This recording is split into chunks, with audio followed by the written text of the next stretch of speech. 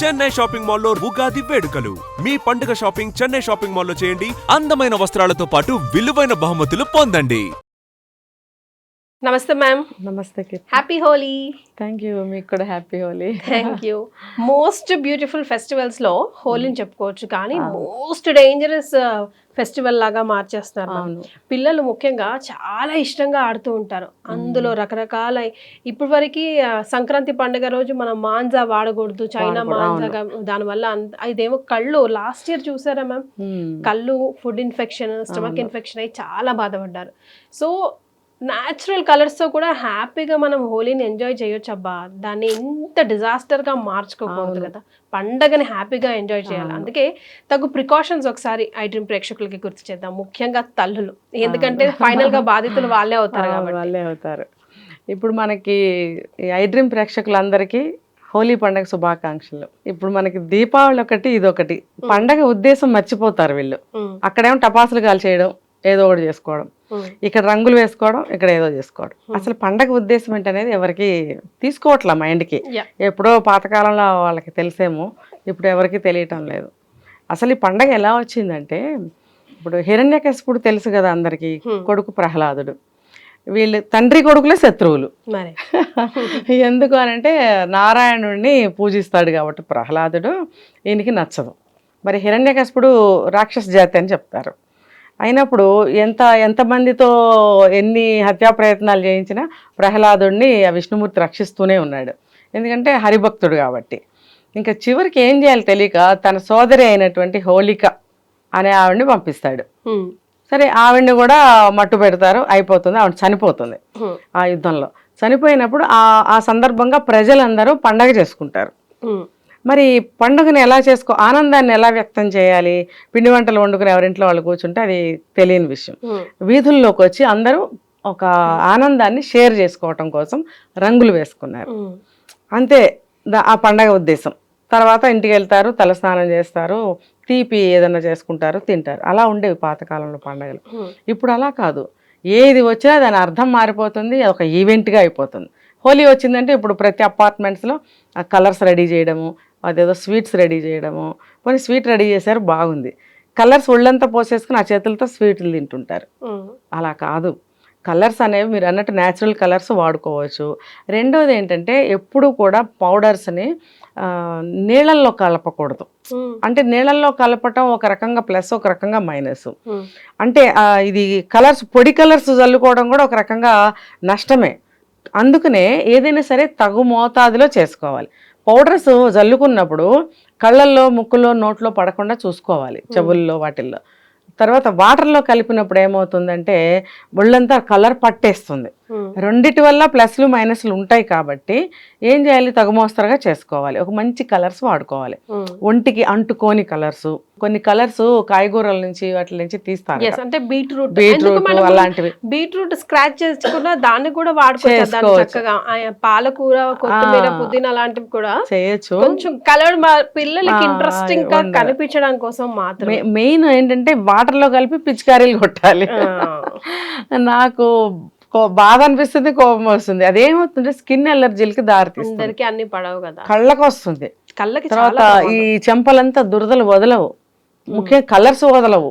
మర్నాడు ఆఫీసులకో స్కూల్కో వెళ్ళాలి, అందరూ ఒకళ్ళనొకళ్ళు హేళన చేసుకుంటూ జోకులు వేసుకుంటూ ఇంకా అలా గడుస్తుంది అనమాట.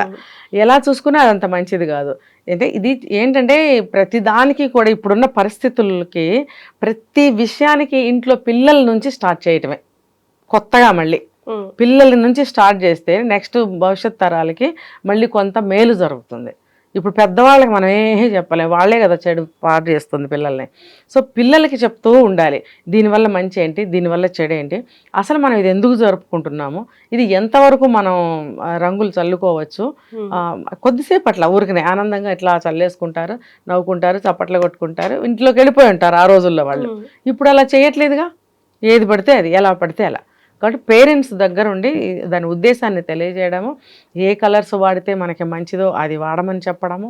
ఇప్పుడు పసుపు ఉంటుంది కదా, పసుపు కూడా నీళ్ళల్లో కలిపి జల్లుకోనికి యాంటీబయాటిక్గా పనిచేస్తుంది కదా.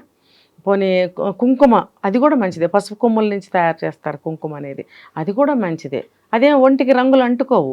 మరి నువ్వు అది ఒరిజినల్ అయితే ఒట్టి కుంకుమ నువ్వు ఇట్లా చల్లుకున్నా, అంటే ఎంతంత కళ్ళల్లో చల్లుకోమని కాదు, దాన్ని వాటర్లో కలిపి చల్లుకున్నా మంచిదే, అది ఏం కాదు, అంటుకోదు. మరి అలాగే బీట్రూట్ మీరు చెప్పారు, అది కొంచెం కలర్ అంటుకున్నా కానీ ఒంటికి అది చెడైతే ఏం చేయదు, చెడైతే ఏం చేయదు. ఇలా లిప్స్ నుంచి కూడా వస్తాయి కొన్ని కలర్స్. ఇలాంటివి అసలు బయట తయారు చేయడం లేదు, అమ్మటం లేదు, వీళ్ళు తెలియదు, వీళ్ళకి కొనుక్కోరు. అది ఒకవేళ ఉన్న అందుబాటులో లేని రేట్స్లో ఉండొచ్చు. ఏది ఏమైనా మన ఇంట్లో కొన్ని తయారు చేసుకో. 2 రంగులు చాలవా కీర్తి? మరి కదా, పసుపు కుంకుమ ఇప్పుడు చాలు కదా. లేదు అని అంటే ఇంకో షేడ్ బీట్రూట్, గ్రీన్ అంటే ఆకు. అవును, అంతే కదా. అసలు ఎందుకు ఆలోచించరు నాకు అర్థం కాదు అసలు. ఈ విధంగా అలా అలా అలవాటు చేసాం మేడం. అదే మీరు అన్నట్టు పిల్లల నుంచే స్టార్ట్ చేయాలి, ఎందుకంటే పాడు చేసింది పెద్దలనే అని అంటే నిజమే కదా. మనం చెప్తేనే కదా, మనల్ని చూసే కదా వాళ్ళు ఇమిటేట్ చేస్తూ ఉంటారు. ఆడుకోవడం ఎంతసేపు, ఒక 2-3 నిమిషాలే, కానీ దాని వల్ల ప్రభావం మార్నింగ్ నుంచి ఈవినింగ్ వరకు, వీలైతే మర్నాడు కూడా అలా అన్నమాట. అమ్మో హోలీ వస్తుంటే అందరు తలుపులేసుకోవడం, అవుట్ ఆఫ్ స్టేషన్ వెళ్ళిపోవడము, ఉండి లేమని చెప్పించడము. ఒకవేళ మేము బయటికి రాము, టమాటోలు, గుడ్లు బాగా గుర్తు చేశారు. అసలు కోడిగుడ్లు ఏంటి, ఇవి ఎక్కడి నుంచి వచ్చినాయి? ఏమవుతుంది, కండిషన్ అవుతుంది మా హెయిర్ అనుకుంటారు మేడం. అది సాంప్రదాయం విరుద్ధం, సాంప్రదాయంలో లేనిది. టమాటాలు ఏంటి, కోడిగుడ్లు ఏంటి, చిచ్చి అదంతా కాదు, అవన్నీ చేయకూడదు. అదే నేర్పాలి. అసలు అది మనం ఎందుకు పండగ చేస్తున్నాం అనేది ముందు తెలియాలి పిల్లలకి. అసలు ఇప్పుడు పెద్దవాళ్ళకి కూడా తెలియాల్సిన అవసరం ఎంతో ఉంది. ఇప్పుడు పెద్దవాళ్ళకే ఒళ్ళు బద్ధకం, పెద్దవాళ్ళకే ఏమీ తెలియదు, ఇంక పిల్లలకి ఏం చెప్తారు, పిల్లలకి ఏం చేసి చూపిస్తారు వీళ్ళు. మనం ఏం చేస్తే వాళ్ళు అదే చేస్తారు. కాబట్టి కోడిగుడ్లు ఇవన్నీ చేసుకోకూడదు. అంతగా కావాలంటే హోలీ పండుగ అయిపోయిన తర్వాత తలకి కోడిగుడ్డు పెట్టి స్నానం చేసుకోండి, మీకు అంతగా దానికి మంచిగా అవ్వాలి హెయిర్ అనుకుంటే. అంతేగాని అది ఎవరిష్టం వాళ్ళ మీద, అందరినీ నేను చెప్పటం లేదు. కానీ అది కోడిగుడ్డుని హోలీలో భాగంగా చేయటం అనేది చాలా రాంగ్, అది చాలా అంటే చాలా రాంగ్. అది సాంప్రదాయ విరుద్ధం. అది ఎక్కడన్నా మనం ఏ పూజల్లోనైనా కోడిగుడ్లను కలిపామా, ఏ పండగల్లోనైనా కోడిగుడ్లను కలిపామా? ఇక్కడ ఎందుకు కలుపుతున్నారు పిచ్చిగా? ఆగపోతే అవన్నీ రాంగ్, అలాంటివి చేయకూడదు. ముందు మీరు కథలు తెలుసుకోండి, పిల్లలకి నేర్పండి.